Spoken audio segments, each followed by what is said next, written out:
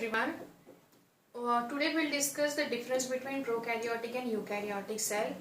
It is also a very important point in terms of any kind of competitive exam. So let's find out the difference between these two. So first we'll find out the difference between prokaryote and eukaryotic cell.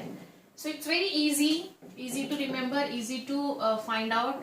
Karyotic मतलब nucleus, carry on का मतलब होता है nucleus. So here is also nucleus. So now we have understood the meaning of this karyotic मतलब nucleus. Now we only have to find out the meaning of pro and u. So the pro means, pro का मतलब होता है false, or you can also call it as a not well defined. और not well defined तो primitive cell में ही होगा. Cell should be primitive in nature और cell should be simple in nature. The meaning of you would be true.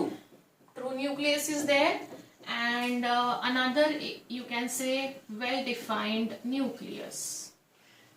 So let's see the meaning of pro and u. Prokaryotic matlab false nucleus is there, or you can also call it as not well defined. It's a primitive nucleus or it's a simple nucleus. Here in terms of eukaryote we can consider it has a true nucleus, or they are well defined, they have a well defined nucleus. So now next our job is we have to find out the meaning of true and false nucleus. So we'll find out the meaning of false and true nucleus. So सबसे पहले हम true nucleus के बारे में बात करेंगे and then we'll just try to find out the meaning of false. True का पता चल जाएगा तो हमको false का मतलब भी आसानी से समझ में आएगा. So we'll just draw. You can also draw. You can also make a note of it with me.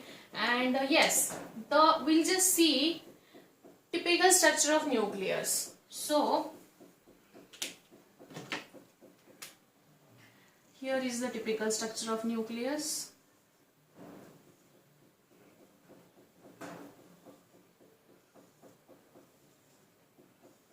It's a true nucleus का structure. You can see here it has got covering, double layer covering or coating. So we'll just label here, this is outer, बाहर का है इसलिए outer, and this one is the inner one. So the outer and inner, they are the nuclear membrane. Nucleus के around उसका covering है, इसलिए we are suppose to call it as a nuclear membrane. Okay, now we will see what else is there inside. So here is a, you can say chromatin fiber. Chromatin fibers, or simply it is the genetic material which carries from one generation to the another, because nucleus is the master organelle of any cell. It controls all activity of the cell. At the same time it also controls our genetic material which is supposed to pass from the one generation to the next one. We'll see in genetics. Now chromatin fibers, this is the jelly like substance, you can say semi solid semi liquid type of substance. This is called as nucleoplasm.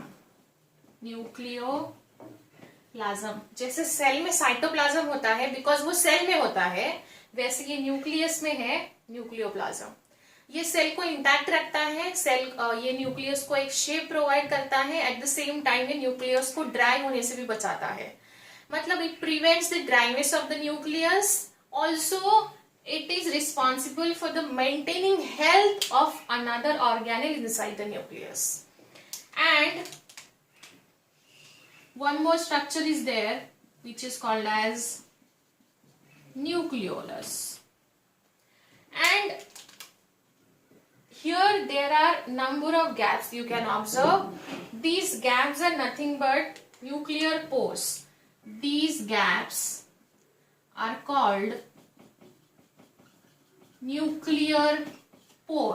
पोर मतलब एक छोटा सा gap होता है because nucleus को cell के साथ communicate करना अगर होगा तो वो कैसे करेगा, थ्रू दीज गैप्स ओनली। अगर उसको सेल के दूसरे ऑर्गेनेल के साथ कम्युनिकेट करना है तो the connection between their communication should be with the help of nuclear pore. So now we'll focus on the structure of nucleus. It's a structure of typical nucleus, true nucleus, which has a eukaryotic cell. So now the covering you can see, it's outer and inner membrane. It's a nuclear membrane, nucleoplasm, chromatin fibers, nuclear pore. And we'll also find out the meaning of now false nucleus. So I am just drawing here the structure of prokaryotic cell. पूरी prokaryotic cell में यहाँ draw कर रही हूँ because उसमें as such ऐसा typical nucleus नहीं होता है. So here this is the structure represented as a nucleus in prokaryotic cell. So आप यहाँ देख सकते हो ये कितना primitive है. It does not have a nuclear membrane. उसमें nucleoplasm भी नहीं है, ना ही उसमें nuclear pores है. So first of all we'll discuss in terms of nuclear membrane. Nuclear membrane जिस न्यूक्लियस के पास होता है उसको ट्रू न्यूक्लियस बोला जाता है.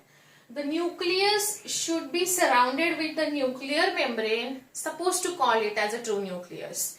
And इसके पास वैसा कुछ भी नहीं है. This is overall nucleus, that is why it is called as a false nucleus. Getting my point? So nuclear membrane इसके पास है इसलिए उसको ट्रू बोला है, इसके पास नहीं है इसलिए इसको फॉल्स बोला है. तो we can set a criteria here for the true nucleus. Those nucleus which will be having a nuclear membrane around it called as a true nucleus. आपके नोट में ये पॉइंट बना के रखिए. That can be a question in your examination. And this is the typical structure of nucleus you have to remember throughout. So yes, now my question is, what are the organelles should be present in structure of true nucleus? It should be with nuclear membrane, nuclear pore, nucleolus, nucleoplasm and chromatin fibers. याद रहेगा? Okay. So just now we just discuss the structure of true and false nucleus. So हम यहाँ ये point लिख सकते हैं आपके notebook में कि the nucleus is, in case of pro, the nucleus does not have, not with nuclear membrane. And here the nuclear membrane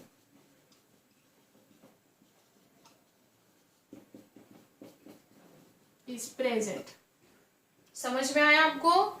Okay. So now next point we'll discuss in terms of their size.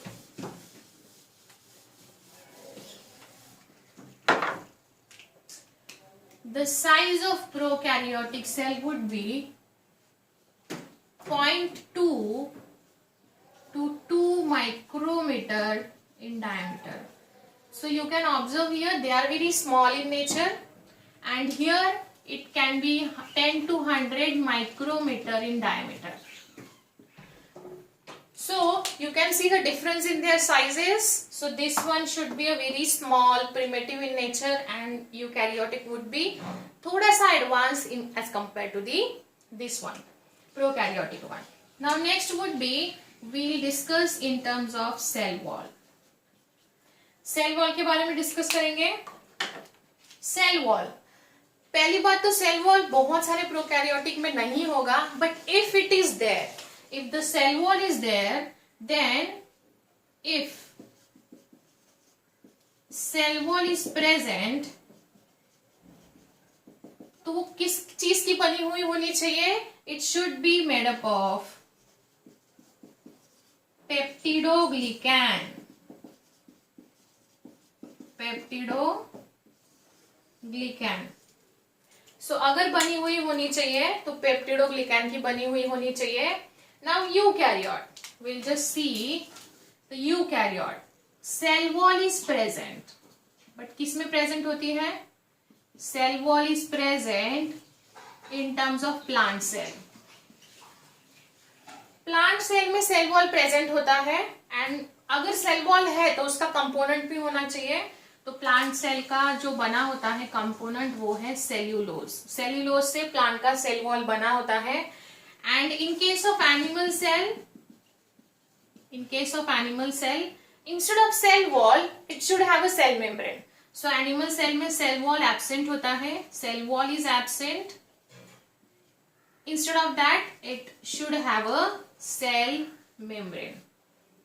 Okay, so we'll just see in the difference between plant and animal का cell, वहाँ आपका ये clear हो जाएगा.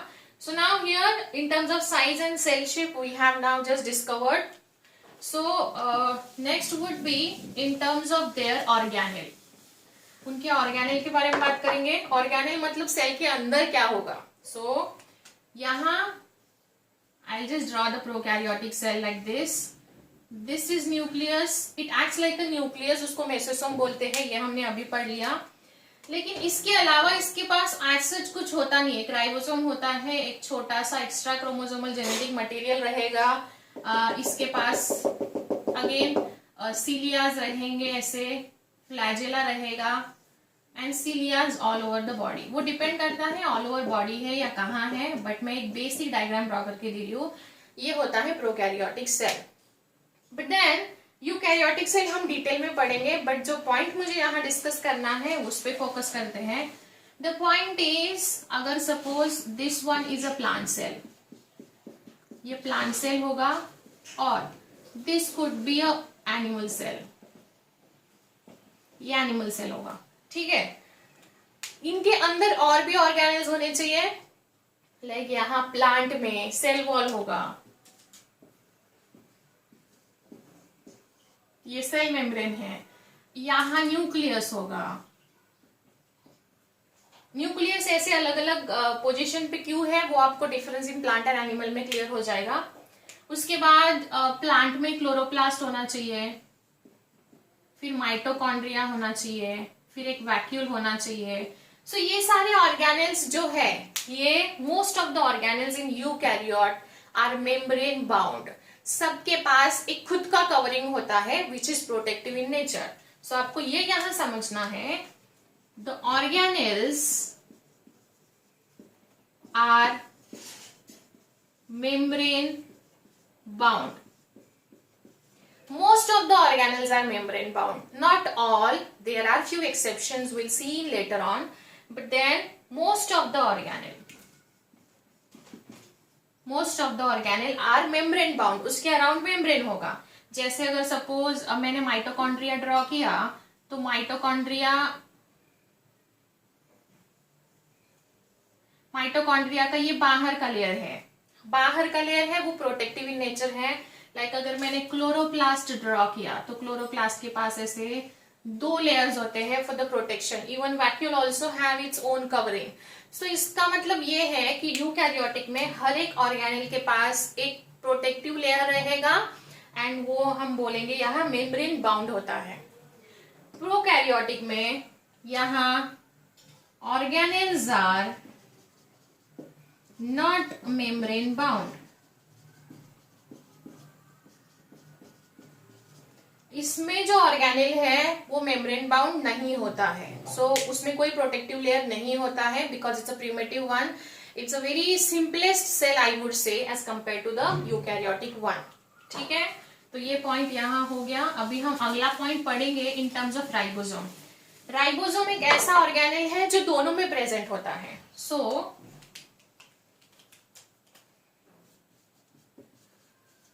ribosome is an organelle which is present in both the cell. इधर भी present रहेगा ribosome, but उसके स्ट्रक्चर में थोड़ा सा डिफरेंस होता है. तो राइबोसोम में जो होता है यहाँ अभी के लिए याद रखो 70S टाइप का राइबोसोम होता है.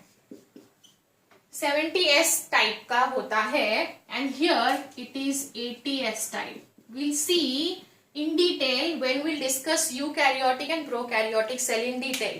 लेकिन अभी बस डिफरेंस देख रहे हैं, हम पढ़ रहे हैं. It's basic difference. So just remember their type.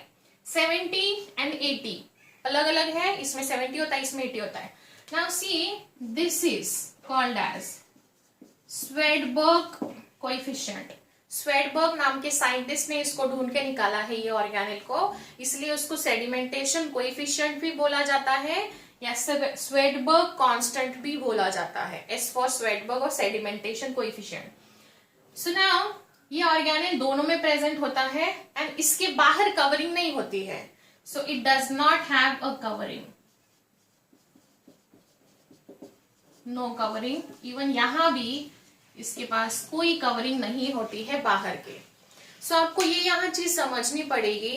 ये क्वेश्चन हो सकता है, क्वेश्चन ऐसा हो सकता है, which of the following organelle will not have a covering in terms of eukaryotic cell और prokaryotic cell। so आपको याद रखना है दोनों में कॉमन राइबोसोम रहेगा और राइबोसोम में कवरिंग नहीं होता है। so ये क्वेश्चन काफी बार पूछा भी जा चुका है बिकॉज थोड़ा सा कंफ्यूजिंग है। बच्चे सोचते हैं कवरिंग तो सबके पास है यूकैरियोटिक में, जो जितने हैं उतने, लेकिन ऐसा नहीं होता है। सो यूकैरियोटिक में most of the organelle would have a covering around it, but यहाँ किसी के पास भी कवरिंग नहीं है।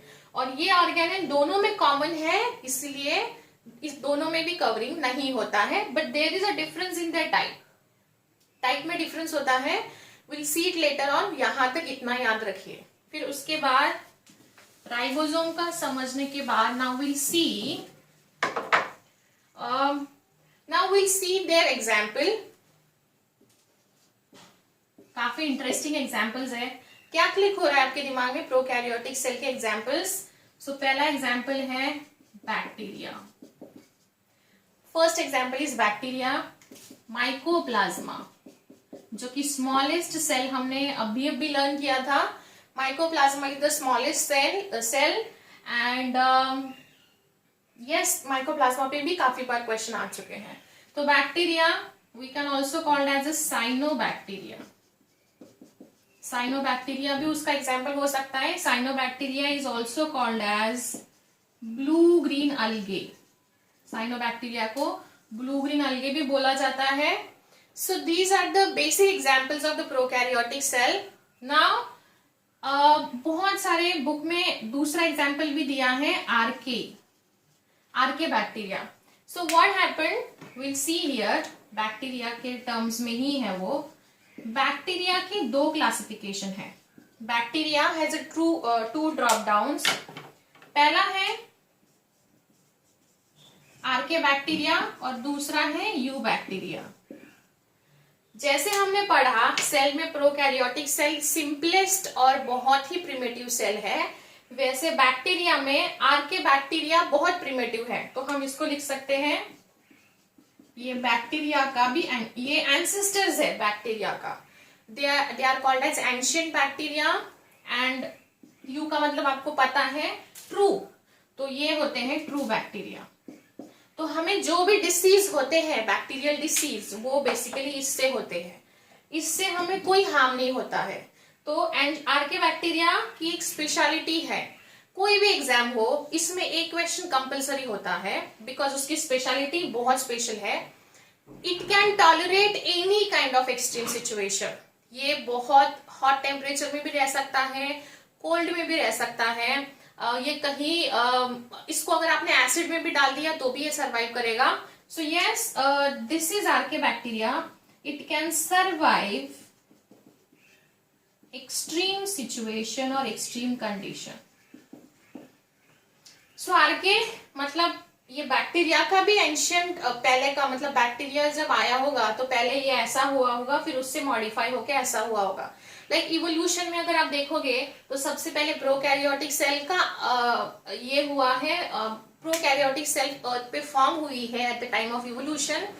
उसके बाद प्रो में कुछ मॉडिफिकेशन करके यू बना है। लाइक फॉर एग्जाम्पल एक फोन का एग्जाम्पल लेते हैं बिकॉज अभी सबके पास फोन है ही।